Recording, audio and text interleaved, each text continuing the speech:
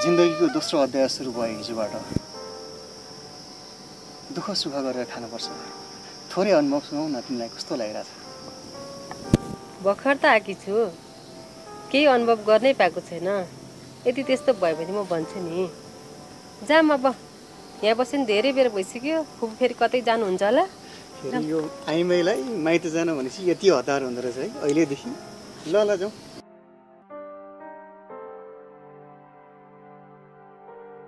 सुन्छ न, बिहान सबै दिदीले गर्नुभएछ नि काम, घर काम। तिमी हो नि त यो घरको बुहारी, तिमीले पो गर्नुपर्छ त। अलिकति आफू अगाडि उठ्नु पर्दैन त? किन गर्नुभएको दिजु भनेर मैले भनेको, अनि दिजुले होइन तिमीहरू पनि थाकेको होला हौ भनेर भन्नुभयो। अनि त्यहाँबाट सबै मैले गरेँ भनेर भन्नुभयो। अनि म त के भन्ने भएँ। त्यस्तरी हुँदैन नि त, बुहारी भनेपछि बुहारी जस्तै गर्नु पर्यो नि। भोलिदेखि त्यस्तो नगर है।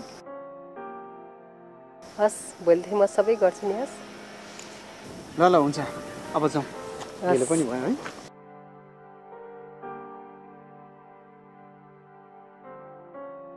अब त तिमीले नसक्दा मात्रै हो दिदीलाई काम लाउने, नत्र त सबै काम तिमीले गर्नुपर्छ।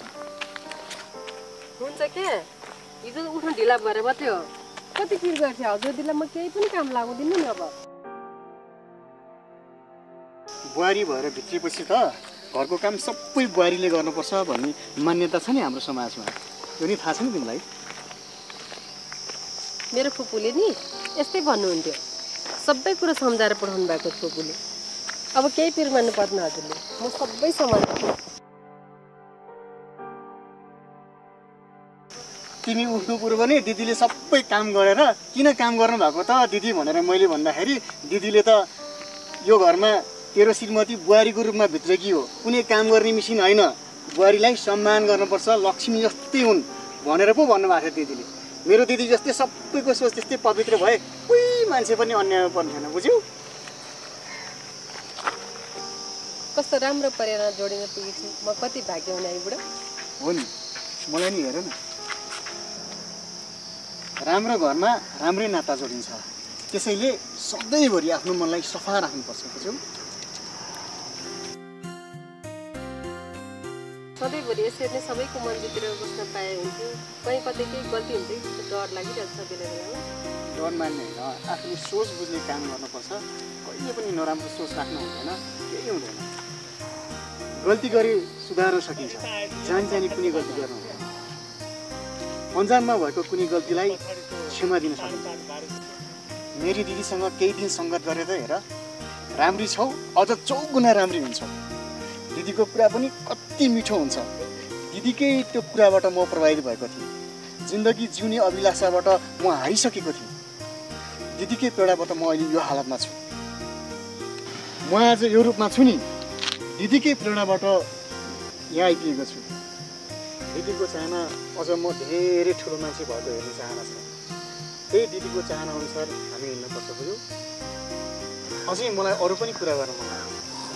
यतै कतै बसेर कुरा गरौँ न, अन्त यहाँ छु।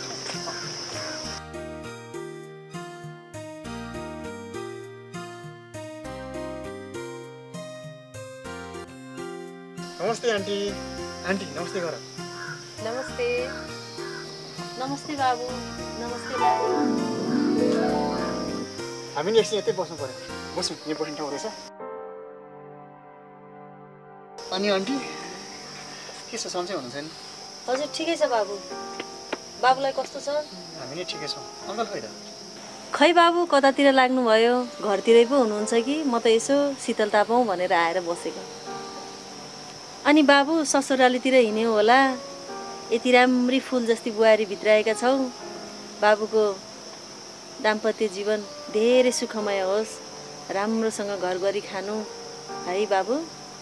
आफै त आन्टी ससुराली जीवन फर्काउन जानुपर्ने, त्योभन्दा पनि अब यिनलाई लिएर हाल्यो, लिएर भित्राएपछि अब धेरै कुराहरू अब हुन्छ। अब पहिला सिङ्गल लाइफ जस्तो हुँदो रहेछ। यिनको पनि चाहना इच्छाहरूलाई पुरा गर्न पऱ्यो। आम्दानी स्रोत केही छैन आन्टी। बास बस्नलाई त घर छँदैछ नि बाबु, किन हात्तिन्छौ? भर्खरै विवाह गरेका छौ, बिस्तारै सोच।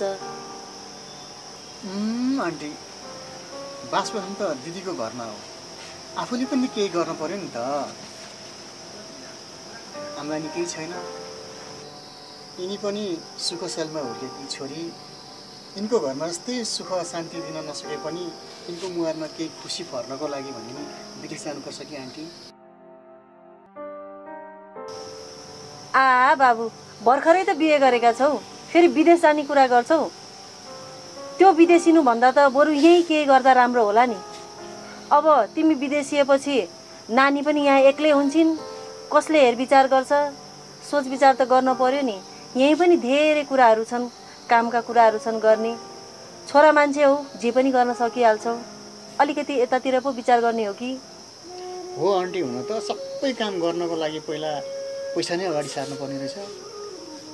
बिहा गरेको सानो बिहा गर्ने भन्दा हुँदै ठुलै भयो, ऋण लागेको छ यी माथि। बरु यसो गर न बाबु। कसो आन्टी?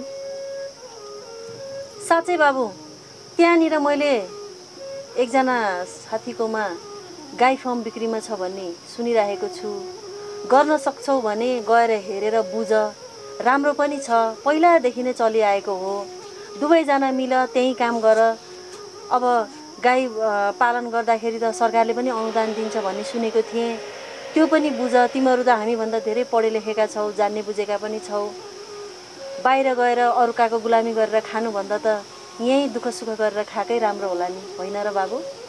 हुन त हो आन्टी, तर गाईको दुध बेच्नलाई बजार पाइएला त आन्टी? किन बजार नपाउनु बाबु? अहिले त ठाउँ ठाउँमा चोक चोकमा दुध सङ्कलन गरेर बेच्ने डेरीहरू खोलिएको छ। ठिकै छ, होइन म अब डेरीतिर लान्न भन्छौ भने पनि प्रत्येक घर घरमा महिनावारी खाने मानिसहरू पनि छन्।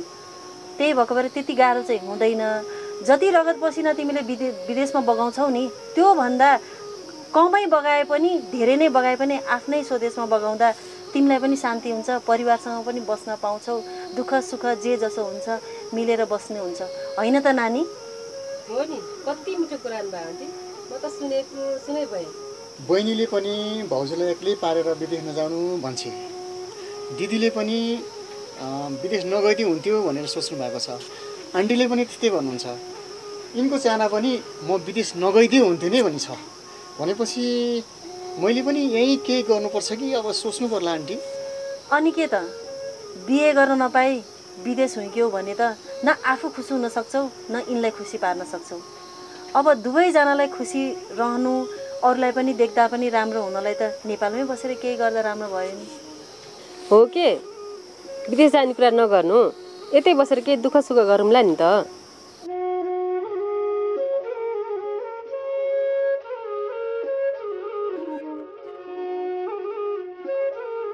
विदेश जाने सोच चाहिँ मनबाट हटाइदेऊ बाबु।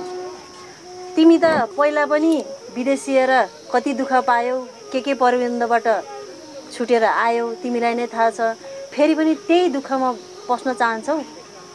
त्यो त मनबाट हटाऊ। बरु यहीँ बस, यहीँ गर। दुःख सुख जे जस्तो गरे पनि आफ्नो परिवारमा बसेको सुख जस्तो अन्त कहीँ पनि भेटाइँदैन बाबु। हो आन्टी, तपाईँहरू नि हुनुहुन्छ, म ढुक्क छु नि। अब त जानकारी फुपू पनि कता जानुभयो होला? जाउँ। हुन्छ आन्टी, हामी निस्किन्छौँ। हस् आन्टी, ल हामी गयौँ ल अब।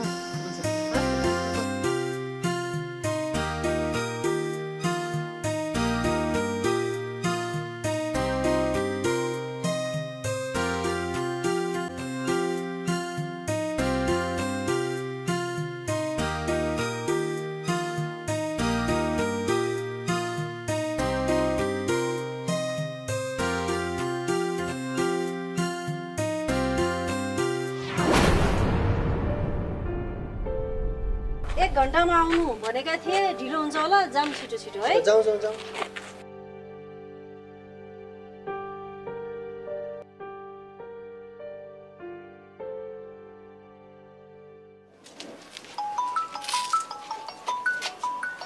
एकछिन कसको फोन आयो?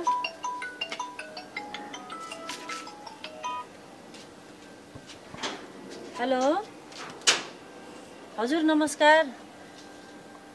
हजुर, हस्।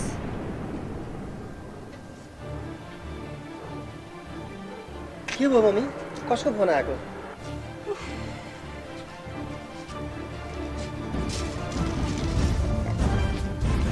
जहाँ केटी हेर्न जाने भनेर गएको अब नआउनु पो भन्छन्। अब केटी हेर्न जाने भनेर निस्किएको अब केटीहरू नआउनु भनेर पो भन्छन्। किन के भयो र? खै खै तिनजना हिँडेको साथमा अरू भन्थे हो कि क्या हो? हो कि क्या हो? यो छोरी पनि कहाँ गई? 3 जना निक्लेर हिँड्न लागेको थियौ, ऊ कहाँ हराई कता गइछ खै? ए आऊ न, ऊ त्यताबाट पो आउँदै रहेछ।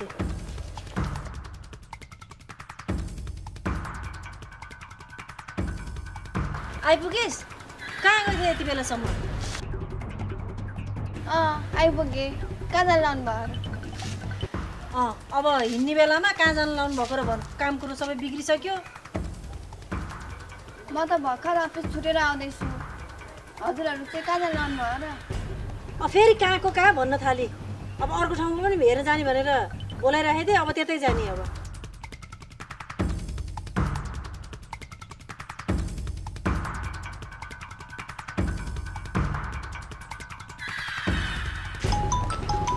एकछिन पख त, फोन आयो फेरि।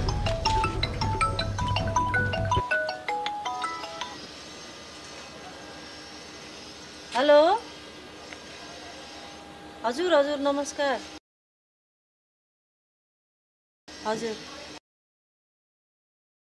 हस् हस् हस्।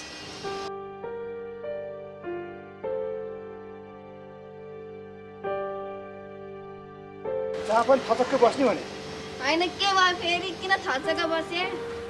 के भयो नि र उता? किन अलपत्र परेर बस्नु भएको मम्मी? के भयो होला भन्नु त? होइन, हामी निक्लिन पाएको छैन। कति छिटो खबर पुऱ्याइ पठाउँछन्। कसरी थाहा पाउँछन् मान्छेले? ओहो, बुहारी सहन्न अरे, त्यो घरमा बुहारी टिक्दैनन् अरे, हेला हुन्छ अरे, यो त्यो। यो कुन चाहिँले पठाउँछ? कुन चाहिँले पुऱ्यायो यो खबर? दुवै ठाउँबाट फोन आयो, दुवै ठाउँबाट एउटै कुरा भन्यो। यो त अचम्म होइन र?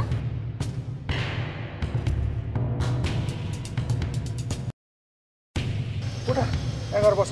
कहाँ यहाँ बसे?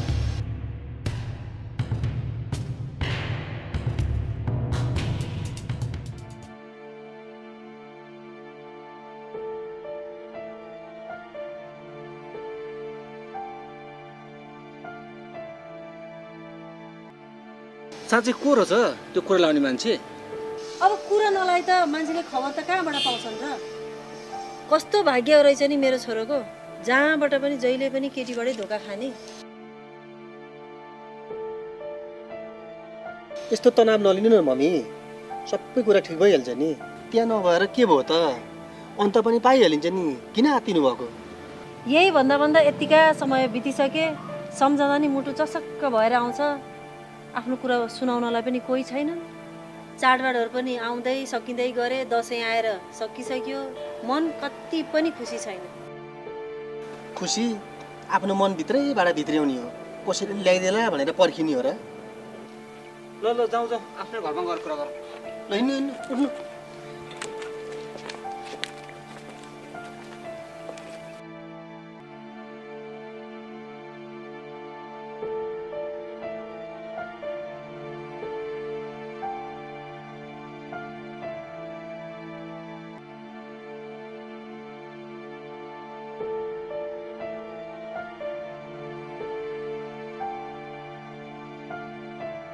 खै मेरो छोरा बुहारीलाई समयले सिक्काको 2 पाटा जस्तै बनाइदियो।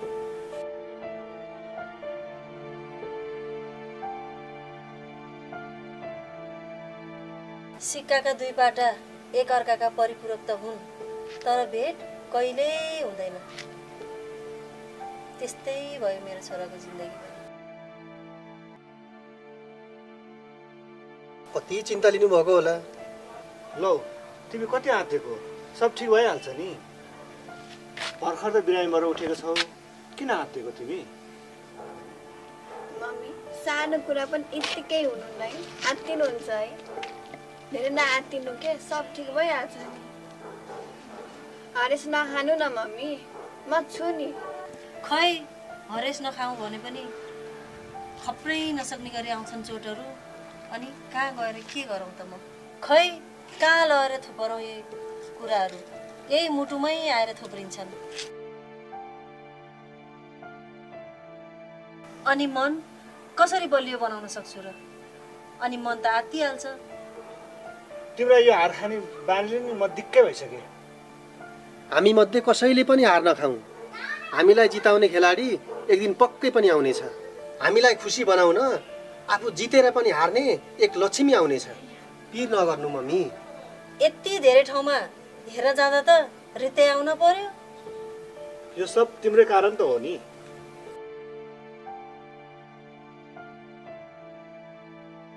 कस्तो खुसीको कुरा सुन्न मन थियो मामु। के सुन्छस् खुसीको कुरा? यही हो खुसीको कुरा। लौ के भयो? मसँग किन जर्किनु भएको? हिँड्नेलाई थकित भइसक्यो तेरो मम्मी, त्यही भएर होला। भन्नु न, अरू केही कुरा छ कि? केही होइन छोरी, मनभित्रका कुरा हुन्। मनभित्रै गुम्साएर बस्छु, त चुप लाएर बस्। कसैले केही नचाहिँदो कुरा सुनाइदियो होला है? पछाडि कुरा काट्नेहरूसँग हाम्रो केही लाग्दैन, छोड्दै यस्तो कुराहरू। मलाई नि शङ्का त त्यही लागेको हो। कोही न कोही कुरा लाउने मान्छे छ, तर कसले? यो कुरा चाहिँ पत्ता लगाएरै छोड्नु पर्यो। हाम्रो भाग्य त्यस्तै हो कि खै यो बुहारी खोज्ने काम पनि साह्रै सकसै रहेछ। के हो? कति आतिर छोड्दै हो सब कुरा। खै आत्तिने हो कि नआत्तिने हो केही थाहा छैन। म गएँ गाईकोतिर।